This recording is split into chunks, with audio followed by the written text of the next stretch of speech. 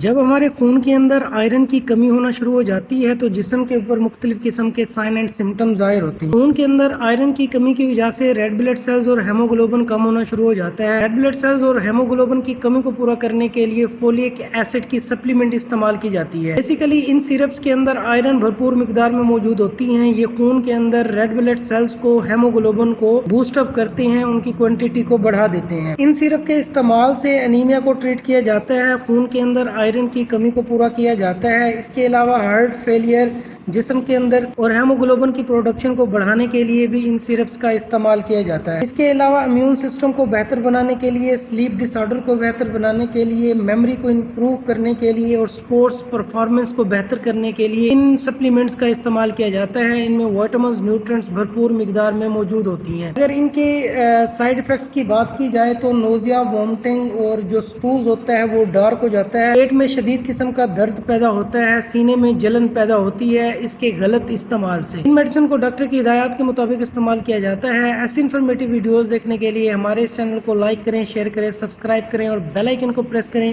کوئی بھی کوسچن ہو تو آپ کمنٹ سیکشن میں ہم سے پوچھ سکتے ہیں۔